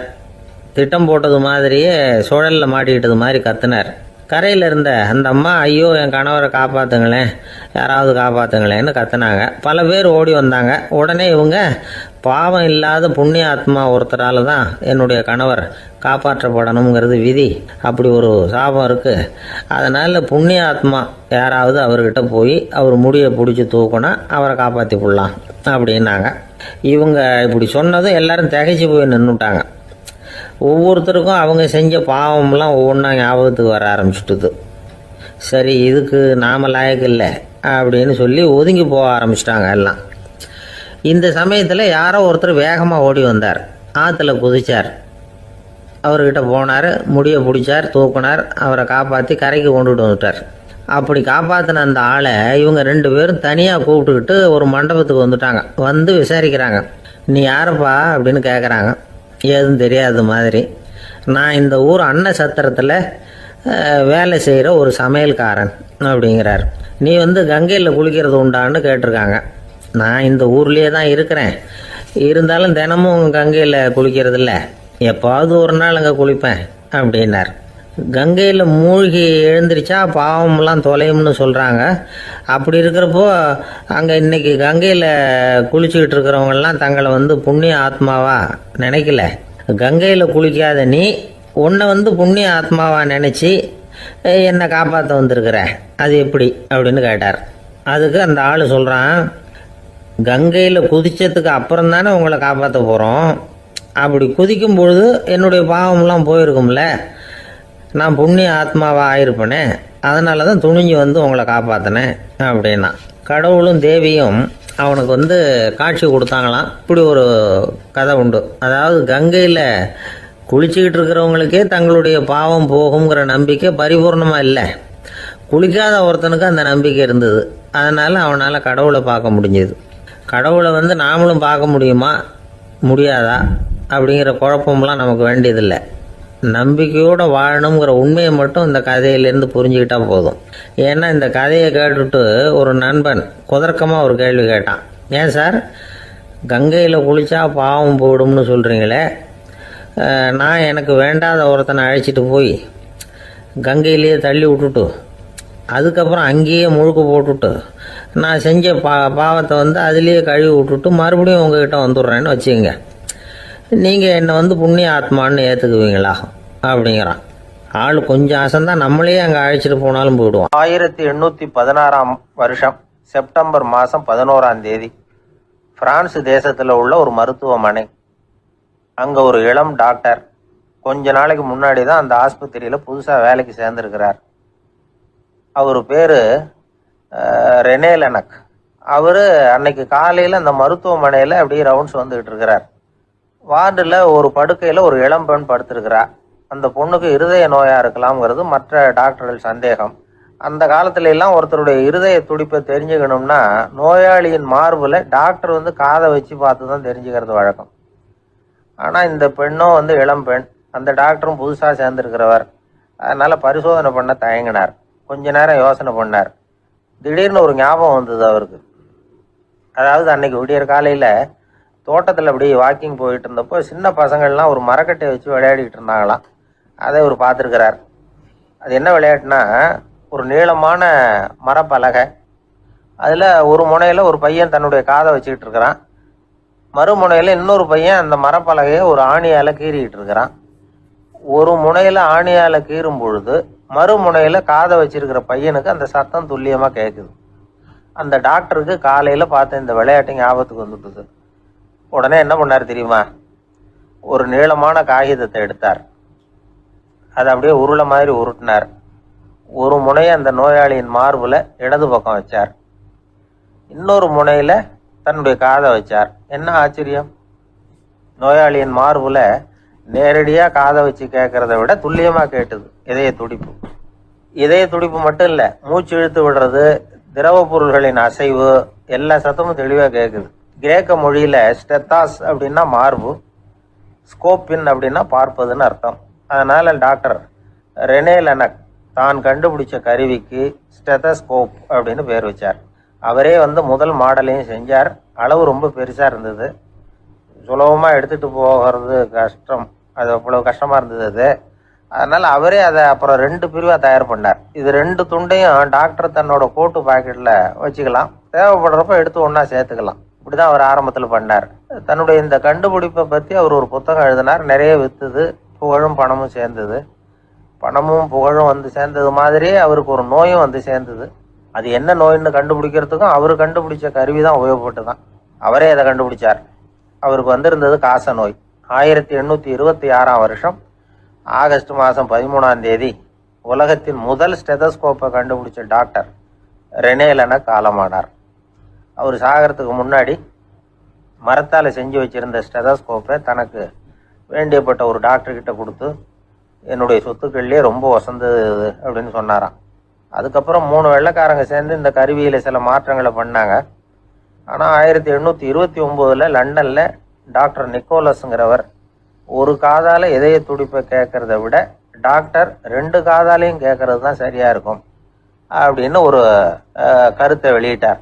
அதுக்கப்புறம் ரொம்ப காலம் கழித்து 1852 ஜார்ஜ் காமான் அப்படிங்கிறவர் ரப்பர் டியூப்களை உபயோகப்படுத்தி 2 காதாலையும் கேட்குற மாதிரி ஒரு புதிய வடிவத்தை அதுக்கு கொடுத்தார். அதுக்கு பிறகு அது படிப்படியாக எவ்வளவோ மாற்றங்கள் இருந்தாலும் ஆரம்பத்தில் டாக்டர் ரெனே லெனக் உருவாக்கின அடிப்படை மாடலை யாரும் மாற்றி அமைக்கலைங்கிறது தான் முக்கியமான விஷயம். நமக்கு தெரிஞ்ச ஒரு ஆஸ்பத்திரி, அதில் ஒரு நோயாளி, காலை நேரத்தில் நர்ஸு அந்த பக்கமாக போயிட்டு இருந்தாங்க. அதை பார்த்துட்டு ஒரு நர்ஸுன்னு கத்துறார். நர்ஸு அவசரமாக ஓடி வந்து என்ன விஷயம்னு கேட்டாங்க. சிஸ்டர், இங்கே பாருங்கள், உங்கள் டாக்டரை என் நெஞ்சில் ஒரு காதை வச்சு கேட்டுக்கிட்டு இருக்கிறார் அப்படின்னார் நோயாளி. சிஸ்டர் பதட்டப்படாமல், அதனால் என்ன, இந்த டாக்டர் பழமையான விஷயங்களில் ரொம்ப நம்பிக்கை உள்ளவர், அதனால் ஸ்டெதாஸ்கோப்பை உபயோகப்படுத்தாமல் காதை வச்சு கேட்குறார், அது ஒன்றும் தப்பு இல்லை அப்படின்னாங்களாம். ஐயோ, அதுக்காக இல்லை சிஸ்டர், இவர் என் நெஞ்சு மேலே தலையை வச்சது நேற்று ராத்திரி 9 மணி, இப்போ விடிஞ்சு போச்சு, இன்னமும் தலையை எடுக்கவே இல்லை, அதுக்காக தான் சந்தேகப்பட்டு உங்களை கூப்பிடுறேன் அப்படின்னாராம். இந்த உலகத்தில் நாம் நல்லபடியாக இருக்கணும்னா அதுக்கு முக்கியமாக தேவைப்படுறது 2. ஒன்று செல்வம், இன்னொன்று அறிவு. சரி, இது 2ல் சிறந்தது எது அப்படின்னு ஒரு கேள்வி கேட்டால் என்ன பதில் சொல்கிறது? இதே கேள்வியை ஹஸ்ரத் அலி அவர்கள்கிட்ட கேட்டாங்களாம். அவர் ஒரு பெரிய அறிஞர். கேள்வி கேட்டவங்களும் சாதாரண ஆட்கள் இல்லை, இவங்களும் அறிஞர்கள். ஒரு நாள் ஹஸ்ரத் அலி அவர்கள்கிட்ட 10 அறிஞர்கள் வந்தாங்களாம்.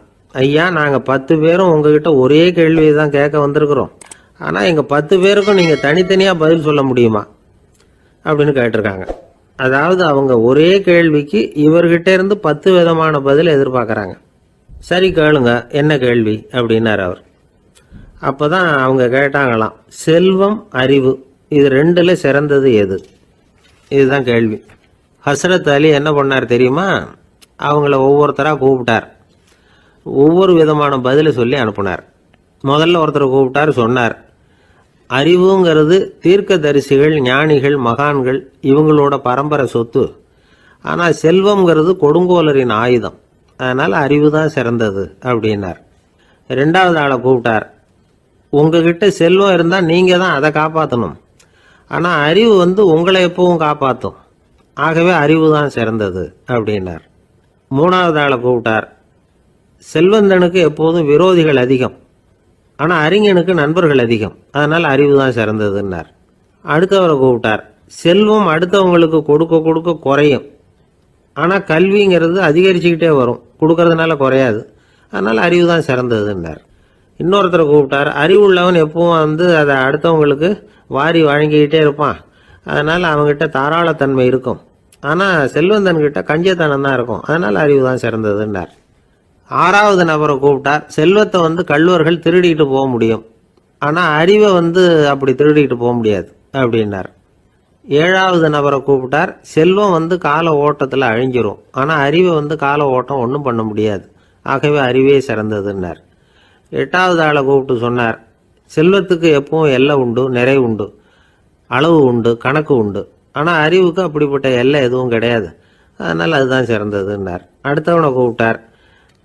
செல்வம் உள்ளத்தில் உள்ள ஒளியை போக்கிவிடும், இருட்டை உண்டாக்கிவிடும், விரிந்த மனப்பான்மையை குறுகலாக்கிவிடும், ஆனால் அறிவு அப்படி இல்லை, இருண்ட உள்ளத்தில் ஒளியை பாய்ச்சி அதை விசாலப்படுத்துது, அதுதான் சிறந்ததுன்னார்.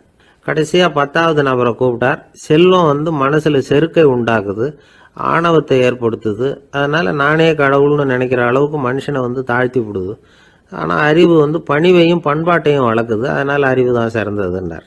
ஆக இப்படி 10 பேருக்கும் 10 விதமாக பதில் சொன்னது மூலமாக ஹஸ்ரத் அலி அவர்கள் அறிவு தான் செல்வத்தை விட சிறந்தது அப்படிங்கிறதுக்கு 10 காரணங்களை சுட்டி காட்டியிருக்கார்.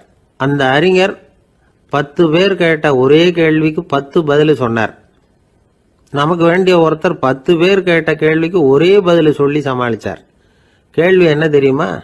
என்கிட்ட வாங்கின கடனை எப்பயா திருப்பி கொடுக்க போற?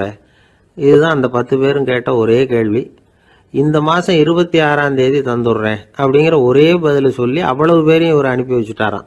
எல்லாரும் போனதுக்கு அப்புறம் இவரை தனியாக கூப்பிட்டு கேட்டிருக்கிறாங்க. அது என்ன சார் கணக்கு, 26ஆம் தேதி அன்னைக்கு என்ன அதிசயம் நடக்க போகுது அப்படின்னு கேட்டிருக்காங்க. அதிசயம் அன்னைக்கு இல்லை, அதுக்கு முத நாளே நடக்க போகுதுன்னாராம். விவரமாக சொல்லுங்கன்னு இருக்காங்க. வேற ஒன்றும் இல்லைங்க, 26ஆம் தேதி தானே எல்லாரையும் வர சொல்லியிருக்கிறேன், அதுக்கு முத நாளே நான் புறப்பட்டு தலைமறைவாயிட போகிறேன் அப்படின்னாராம் ரொம்ப பெருமையாக. ஒரு ராஜா இருந்தார். நாடு பூராவும் நிறைய மரங்களை நட்டு வளர்க்கணுங்கிறது அவரோட ஆசை. தானே அதுக்கு முன்மாதிரியாக இருக்கணும்னு நினைச்சார். அரண்மனையை சுற்றி மரங்களை நட்டு வளர்த்தார். இதை பார்த்துட்டு ஜனங்களும் அவங்கவுங்க வீட்டை சுற்றி மரக்கன்றுகளை நட்டு வளர்த்தாங்க. கொஞ்ச காலத்தில் ஊர் பூரா பசுமையாக மாறிச்சு. எல்லாருக்கும் சந்தோஷமாக இருந்தது. இது ஒரு பக்கம் இருக்கட்டும், இப்போ நான் சொல்ல போகிற கதை வேற. அதாவது அந்த ராஜா ஒரு நாள் தன்னுடைய அரண்மனையை சுற்றி இருக்கிற விதவிதமான மரங்களை எல்லாம் போய் பார்த்தார். எப்படி இருக்கிறீங்க அப்படின்னு ஒவ்வொரு மரத்துக்கிட்டையும் விசாரிச்சாராம். எந்த மரமும் சந்தோஷமா இருக்கிறதா தெரியல. அதுக்கும் மனசுல ஒரு குறை. முதல்ல ஆலமரத்துக்கிட்ட போனார். அது சொல்லிச்சு, மண்ணா நான் நல்லா பெருசா வளர்ந்துருக்கிறேன், அடர்த்தியா இருக்கிறேன், கிளையெல்லாம் 4 பக்கமும் நல்லா படர்ந்து தான் இருக்குது, இருந்தாலும் எந்த பிரயோஜனமும் இருக்கிறதா தெரியல எனக்கு. என்னுடைய பழம்லாம் ரொம்ப சின்னதாக இருக்குது, என் கண்ணுக்கு சரியாக புறப்பட மாட்டேங்குது. நான் இருக்கிற சைஸுக்கு என்னுடைய கிளையில் இருக்கிற பழம்லாம் எவ்வளவு பெருசாக இருக்கணும், அது இத்தினூண்டு இருக்கிறது எனக்கு பெரிய அவமானமாக இருக்குது. இப்படி இங்கே நின்றுக்கிட்டு இருக்கிறதே ரொம்ப கூச்சமாக இருக்குது. ஒரு நல்ல புயல் வந்ததுன்னா பேசாமல் சாஞ்சு விடலாமான்னு பார்க்குறேன் அப்படின்னு புலம்புது ஆலமரம். சரி இருக்கட்டும்னு நினச்சிக்கிட்டு ராஜா அடுத்தபடியாக ஒரு அத்தி மரத்துக்கிட்ட போனார். அதுவும் புலம்ப ஆரம்பிச்சுட்டுது. நான் கூட பெரிய மரம் தான், இல்லை இலையெல்லாம் அழகாக தான் இருக்குது, பழம் அழகாக இருக்குது, இருந்தாலும் உள்ள விஷயம் இல்லையே, அத்தி பழத்தை புட்டு பார்த்தா அத்தனையும் சொத்த அப்படின்னு பழமொழியே உண்டாயிட்டுதே, இப்படி ஒரு கெட்ட பேரோட நான் இருக்கணுமா அப்படின்னு புலம்புது அது. சரி இது இருக்கட்டும் அப்படின்னு சொல்லி அடுத்தபடியாக வேப்ப மரத்துக்கிட்ட போனார். அது தன்னுடைய வேதனையை வெளியிட்டது. எனக்கு எவ்வளவோ மருத்துவ குணங்கள்லாம் இருக்கிறதா சொல்லிக்கிறாங்க, இருந்தாலும் என்ன பிரயோஜனம், என்னுடைய பழத்தை மனிதர்கள் யாரும் விரும்பி சாப்பிட்றது இல்லையே அப்படின்னுது. ராஜா அடுத்தாப்புல இருந்து ஒரு பனை மரத்துக்கிட்ட போனார். நான் நல்லா உயரமாக தான் வளர்ந்துருக்கிறேன், மற்ற மரங்கள்லாம் என்னை அண்ணாந்து தான் பார்க்கணும், இருந்தாலும் என்கிட்ட நிழலுக்காக யாரும் ஒதுங்கிறது இல்லையே அப்படின்னுது. என்ன இது எல்லா மரமும் இப்படி திருப்தி இல்லாமல் இருந்துகிட்டு இருக்குதே அப்படின்னு நினச்சிக்கிட்டே ராஜா அடுத்தபடியாக அங்கே இருந்த ஒரு பைன் மரத்துக்கிட்ட போனார். அழகாக உயரமாக பசுமையாக தான் இருந்தது. ஆனால் பழமோ பூவோ கிடையாது. அதை நினச்சி அது வருத்தப்பட்டுக்கிட்டு இருக்குது. ஓக் மரம் அது ஒன்று நின்றுட்டு இருந்தது. அது என்ன சொல்லிச்சுன்னா, இலையுதிர் காலத்தில் என் மேலே இருக்கிற எல்லா இலைகளும் உதிர்ந்து போடுது, முடி கொட்டின மனிதர்கள் மாதிரி மொட்டையாக நான் நிற்க வேண்டி இருக்குது, என்ன வாழ்க்கை இது அப்படின்னு சொல்லி அழுத்துக்கிட்டது. சரி, புளிய மரம் என்ன சொல்லுது பார்ப்போம்னு அதுகிட்ட போனா, என்னுடைய நிழலில் யாருமே தங்க மாட்டாங்க, உடம்புக்கு சூடுன்னு ஒதுங்கி போயிடுவாங்க, அடிமரத்தை பார்த்தீங்கன்னா பட்டையெல்லாம் உறிஞ்சி பார்க்கறதுக்கே கேவலமாக இருப்பேன் அப்படின்னுது அது. முருங்கை மரம் என்ன சொல்லிச்சு தெரியுமா, என்னுடைய இலை காயெல்லாம் சாப்பிட்றவங்களுக்கு சத்து கொடுக்கறது வாசம்தான், ஆனால் என் உடம்புல சத்தே கிடையாது, கொஞ்சம் வேகமாக காற்று அடிச்சதுன்னா முறிஞ்சி விழுந்துடுறேன், என்ன வாழ்க்கை இது அப்படின்னு சொல்லி அது வருத்தப்பட்டது. ராஜா யோசனை பண்ணார், என்ன இது மரங்கள் பூமியின் வரங்கள்னு சொல்கிறோம், மழை பெய்யறதுக்கு அதுதான் காரணம், பூமி செழிப்பாக இருக்கிறதுக்கும் அதுதான் காரணம், வீடு கட்டுறதுக்கு மரம், நாற்காலி செய்ய உபயோகப்படுத்துறதுக்கும் அதுதான் உபயோகப்படுது, மனுஷனுக்கு வேண்டிய ஆகாரங்களையும் கொடுக்குது, இப்படிலாம் இருந்தும் எல்லா மரமும் நிம்மதி இல்லாமல் இருந்துகிட்டு இருக்குதே அப்படின்னு நினைச்சார். அப்போ அங்கே இருந்த ஒரு மகிழ மரம் அவர் கண்ணில் பட்டுது. அந்த மரம் மட்டும் கொஞ்சம் நிம்மதியாக மகிழ்ச்சியாக இருக்கிறது மாதிரி தெரிஞ்சுது. உடனே ராஜா அதுகிட்ட போனார். உனக்கு மனசில் எதுவும் குறை இல்லையான்னு கேட்டார். இல்லை, நான் சந்தோஷமாக தான் இருக்கேன்னு அந்த மகிழ மரம். அப்படியான்னு ஆச்சரியமாக கேட்டார் ராஜா. ஆமாம் மன்னா, இந்த இடத்துல நீங்கள் ஒரு முருங்கை மரத்தையோ வேப்ப மரத்தையோ கூட நட்டிருக்கலாம், ஆனால் இந்த இடத்துல நடுறதுக்கு என்ன தேர்ந்தெடுத்திருக்கிறீங்க, அதுவே எனக்கு பெருமை, அதுவே எனக்கு திருப்தி அப்படின்னு தான் மகிழ மரம். மகிழ மரம் சாதாரணமாக தான் இருக்கும், இளம் மஞ்சள் நிறத்தில் பூக்கள், அது காய்ந்தும் மனம் வீசும். மகிழ மரம் மாதிரி மன திருப்தியோடு வாழறதுக்கு நாம் கற்றுக்கணுமா. நாம் இந்த உலகத்தில் ஒரு நாயாவோ நரியாவோ கூட பிறந்திருக்கலாம், மனுஷனாக பிறந்திருக்கிறோம், அதுவே பெருமை தானே. இந்த நிறைவு தான் மகிழ்ச்சியின் ரகசியம். ஒரு பையன் அப்பா கிட்ட போய், அப்பா நீங்கள் இந்த உலகத்தில் ஒரு மனுஷனாக பிறந்தது என்னோட அதிர்ஷ்டம் நானா. ஏண்டா அப்படி சொல்கிறேன்னு இருக்கார் அப்பா. நீங்கள் ஒரு கரடியாக பிறந்திருந்தா இந்நேரம் நானும் ஒரு கரடி குட்டியாக தானே இருந்திருப்பேன் அப்படின்னு நானா பையன். ஐயா, என்னுடைய நூல் வெளியீட்டு விழாவுக்கு அவசியம் நீங்கள் வரணும் அப்படின்னு கூப்பிட்டார் ஒருத்தர். எப்போ வரணும்னு கேட்டேன். அடுத்த வாரம்னார். சரி, புத்தகம் தயாராகிட்டுதா அப்படின்னு. நாளைக்கு தான் அச்சிக்க கொடுக்க போகிறேன்னார். என்னங்க இது, புத்தகம் அச்சிடுறதுக்கு முன்னாடியே அழைப்புதழை அச்சடிச்சு விட்டீங்களே அப்படின்னு கேட்டேன். அதனால் என்னங்க, அந்த காலம் மாதிரி அப்போல்லாம் அச்சுக்கலை எவ்வளவோ முன்னேறியாச்சுங்க. Linotype, monotype, phototype, laser, இப்படி என்னென்னமோ வந்தாச்சு. இன்னைக்கு கொடுத்தா நாளைக்கே புத்தகம் தயார் அப்படின்னார். இப்படி இந்த அளவுக்கு முன்னேறி இருக்கிற இந்த அச்சுக்கலை ஆரம்பத்தில் எப்படி இருந்தது தெரியுமா? அந்த காலத்தில் காகிதம்னா என்னன்னே தெரியாது, அப்படி ஒன்று கண்டுபிடிக்கப்படவே இல்லை. அப்போல்லாம் எதையாவது ஒன்று எழுதணும்னா அதுக்கு ஆட்டு தோலை தான் பயன்படுத்தி இருக்கிறாங்க. கண்ணுக்குட்டி தோல் கூட அதுக்கு உபயோகப்பட்டு தான். ஐரோப்பாவில் இருந்த பாதிரியார்கள் தோலில் எழுதப்பட்ட புத்தகத்தை தயாரிக்கிறதுல ரொம்ப கெட்டிக்காரங்களாம். எகிப்து, அப்புறம் மத்திய தரைக்கடல் ஓரத்தில் உள்ள நாடுகள், இங்கெல்லாம் தோல் தான் எழுது பொருளாக பயன்பட்டு வந்திருக்குது. ஆனால் நம்ம நாட்டில் ஓலைச்சுவடிகளை எழுத்துக்கு பயன்படுத்தி இருக்கிறாங்க. எழுதுறதுக்கு தோலை பயன்படுத்தினவங்க பிறகு பேப்பரைஸ் அப்படிங்கிற கோரை புல்லை அதுக்கு பயன்படுத்தினாங்களாம். இதெல்லாம் அப்படி கொஞ்சம் கொஞ்சமாக கண்டுபிடிச்சிட்டு வந்திருக்கிறாங்க. அந்த புல்லை கச்சிதமாக நறுக்க வேண்டியது, நல்லா பதப்படுத்த வேண்டியது, அதுக்கப்புறம் அதில் எழுத வேண்டியது, அவ்வளவுதான். பேப்பருங்கிற சொல்லே இந்த பேப்பைரஸ் அப்படிங்கிறதுலேருந்து வந்தது தான். அதுக்கப்புறம் தான் காகிதம் வந்தது. இதை முதல்ல சீன நாட்டில் தான் கண்டுபிடிச்சாங்க. அது வந்த பிறகு அச்சு எந்திரம் கண்டுபிடிக்க வேண்டிய அவசியம் ஏற்பட்டது. அதை கண்டுபிடிச்சவர் ஜெர்மானிய அறிவியல் அறிஞர் ஜான் கூட்டன்பர்க். அச்சு கலைக்கு அடித்தளம் அமைச்சவர் அவர் தான். ஜெர்மனியில் மெயின்ஸ் அப்படிங்கிற ஊரில் 1399 பிறந்தார். அவரோட மாமன் ஒருத்தர் உலோக வேலையில் வல்லவர். அவர்கிட்ட அந்த வேலையை கற்றுக்கிட்டார்.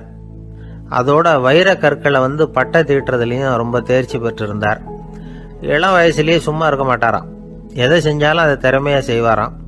அவர் தான் முதல்ல மர அச்சு எழுத்துக்களை உருவாக்கினார். அது மேலே மை தடவி பிரதிகள் எடுத்தார்.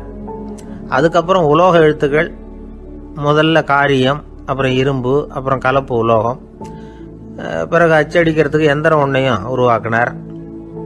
முதல்ல பைபிள் அச்சடித்தார். 1468 அவர் இறந்து போனார். 16ஆம் நூற்றாண்டில் மேலை நாடுகளிலிருந்து மர எழுத்துக்களை கொண்டுகிட்டு தமிழ்நாட்டில் கிறிஸ்தவ நூல்களை அச்சிட்டாங்க. அப்போல்லாம் அச்சகங்கள் போதிய அளவுக்கு இங்கே இல்லை. அதுக்கு என்ன காரணம்னா, இந்தியர்கள் அச்சகங்களை நடத்தக்கூடாது அப்படின்னு சட்டம். 1835 வரைக்கும் அந்த சட்டம் நடைமுறையில் இருந்தது. இந்த நிலைமையில் அங்கேயும் இங்கேயுமா 1-2 அச்சகங்கள் ஆரம்பமாச்சு. 1713 தரங்கம்பாடியில் லூத்தரன் மிஷன் அச்சகம், அதே ஆண்டில் சென்னையில் SPCK அச்சகம். இது ரெண்டும் தான் இந்தியாவில் முதல்ல தொடங்கப்பட்ட அச்சகங்கள். ஆட்டுத்தோல்லையும் ஓலைச்சுவடியிலையும் எழுதப்பட்ட எழுத்துக்கள் இன்னைக்கு எங்கேயோ போயிட்டுது. ஆனால் நம்ம ஊரில் எழுத்தாளர்கள் நிலைமை தான் ஒன்றும் சொல்லிக்கிறது மாதிரி இல்லை. நம்ம ஆள் ஒருத்தர் சொன்னார், சார் நான் சொந்தத்தில் ஒரு அச்சாபீஸ் வச்சுருந்தேன், இப்போவும் வச்சிருக்கிறேன். அதனால் என்னுடைய படைப்புகளை புத்தகமாக வெளியிடுறதுல எனக்கு ஒன்றும் கஷ்டம் இல்லை. வருஷத்துக்கு ஒரு புத்தகம் எழுதி வெளியிட்டுருவேன்.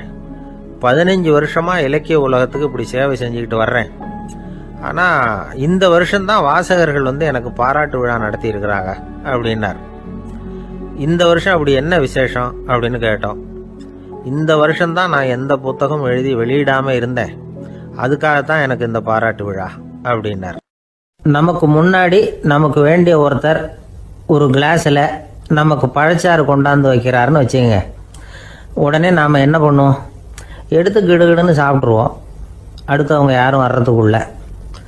அதை விட்டுட்டு அதை கொண்டாந்து வச்சவர்கிட்டயே அதோட விலை என்ன அப்படி இப்படின்னு நான் கேட்டுக்கிட்டு இருப்போம். நாம் கேட்க மாட்டோம். ஆனால் காந்திஜி அப்படி கேட்டாராம். எப்போ தெரியுமா? 1935. அந்த வருஷம் மே மாதத்தில் ஒரு நாள் காந்திஜி டெல்லியில் இருக்கிறார். அப்போ அவருக்கு 2 டம்ளர் மாம்பழச்சாறு கொண்டாந்து கொடுக்குறாங்க. அதை வாங்குறார். இதோட விலை என்ன அப்படின்னு கேட்டார் காந்திஜி. யாருக்கிட்ட கேட்டாருன்னா மனுபென் காந்திகிட்ட கேட்குறார். அவங்க தான் கொண்டாந்து கொடுக்குறாங்க. காந்திஜிக்கு உதவி செய்கிறதுக்காக அவர் கூடவே இருந்தவங்க அவங்ககிட்ட தான் கேட்குறாரு. காந்திஜி சும்மா வேடிக்கைக்காக இப்படி கேட்குறாருன்னு நினச்சிட்டாங்க அந்த அம்மா. அதுவும் இல்லாமல் அதோட விலையை கேட்டால் காந்திஜி நிச்சயமாக அதை சாப்பிட மாட்டார் அப்படிங்கிற பயம் வேறு. அதனால் அந்த அம்மா பதில் எதுவும் சொல்லாமல் கம்முன்னு இருந்துட்டாங்க. கொஞ்ச நேரம் ஆச்சு. அந்த பழச்சாறு வச்ச இடத்துல அப்படியே இருக்குது, வச்ச இடத்துல வச்சபடியே இருக்குது. காந்திஜி அதை சாப்பிடவே இல்லை. மனுபென் காந்தி பார்த்தாங்க. மெதுவாக காந்திஜி கிட்ட போய் அதை சாப்பிடுங்களேன் அப்படின்னாங்க. பழச்சாறு விலை என்னன்னு கேட்டேன், அதுக்கு பதில் இல்லை. அது முதல் தப்பு. பதிலை எதிர்பார்த்திருந்தும் அதை பற்றி விசாரிக்கலை, அது 2வது தப்பு. இப்படி 2 தப்புகளை பண்ணிவிட்டு என்கிட்ட இதை சாப்பிடுங்கன்னு சொன்னால் அது எப்படி அப்படின்னு கேட்டாராம் காந்திஜி. மனுபென் காந்தி என்ன சொல்கிறதுன்னு தெரியாமல் திகைச்சு போய் நின்றுக்கிட்டு இருந்தாங்க. காந்திஜி தொடர்ந்து சொன்னாராம், இப்போ என் முன்னாடி வச்சிருக்கிற இந்த பழச்சாறு விலை சுமாராக ஒரு ½ ரூபாயாவது இருக்கும். அது அந்த காலத்து மதிப்பு. இந்த பழச்சாறு இல்லாமல் கூட என்னால் இருக்க முடியும். ஆனால் அவசியமான பொருள்களை வாங்கிறதுக்கு கூட சக்தி இல்லாத மக்கள் இந்த நாட்டில் நிறைய பேர் இருக்கிறாங்க. அப்படி இருக்கிறப்போ எனக்கு என்னத்துக்கு இந்த விலை உயர்ந்த பானம்? இதை இப்போ நான் சாப்பிட்டா என் உடம்பு வேணும்னா ஆரோக்கியமாகலாம், ஆனால் என் மனசு அமைதி அடையாது. எனக்கு என்னுடைய உடல் ஆரோக்கியத்தை விட மன ஆரோக்கியம்தான் முக்கியம். அதனால் இதை நான் சாப்பிட மாட்டேன், எடுத்துகிட்டு போயிடு அப்படின்னாராம். அந்த சமயத்தில் ஒரு அகதி பொண்ணு 2 குழந்தைகளோட காந்திஜியை பார்க்கறதுக்காக வந்தது. வணக்கம் சொல்லிச்சு. காந்திஜி உடனே தனக்கு முன்னாடி இருந்த பழச்சாற்றை எடுத்து அந்த பொண்ணுகிட்டையும் குழந்தைகள்கிட்டையும் கொடுத்து சாப்பிட சொன்னார். அவங்க அதை வாங்கி ரொம்ப சந்தோஷத்தோடு சாப்பிட்டாங்களாம். அதை பார்த்த காந்திஜி முகத்தில் ஒரு புன்னகை, ஒரு பரவசம், ஒரு திருப்தி. அவர் மனசு நிறைஞ்சி இருந்தது. அப்போ அவர் சொன்னாராம், ஆண்டவன் எனக்கு எப்பவும் சரியான சமயத்தில் கை கொடுப்பாருங்கிறது அதுக்கு இதுதான் அத்தாட்சி. நான் ஒரு இக்கட்டான சூழ்நிலையில் இருக்கிறப்ப கூட கடவுளின் கருணையால் அந்த சூழ்நிலை என்னை பாதிக்கலை. என் கூட இவ்வளவு நாள் பழகியும் கூட இங்கே இருக்கிறவங்க எனக்கு அதிக விலை உள்ள பழரசத்தை கொடுத்தாங்க. ஆனால் சரியான நேரத்தில் அதை சாப்பிட வேண்டியவங்களை என்கிட்ட அனுப்பி வச்சு என்னை சந்தோஷப்படுத்தினார் கடவுள், அவருக்கு நன்றி அப்படின்னாராம் மகாத்மா காந்தி. உடல் ஆரோக்கியத்தை விட மன ஆரோக்கியம்தான் எனக்கு முக்கியம்னு சொன்னார் பாருங்க. அதை நாம் எல்லாரும் மனப்பூர்வமாக இன்றைக்கி சிந்திச்சு பார்க்கணும். இந்த காலத்தில் எல்லாரும் அப்படியா நினைக்கிறாங்க? எனக்கு தெரிஞ்ச ஒருத்தர் இருந்தார். தினமும் காலையில் ஒரு காஃபி சாப்பிட உட்கார்ற நேரத்தில் பக்கத்து வீட்டுக்காரர் வந்து சேருவார் கரெக்டாக. உடனே அவரும் தனக்குன்னு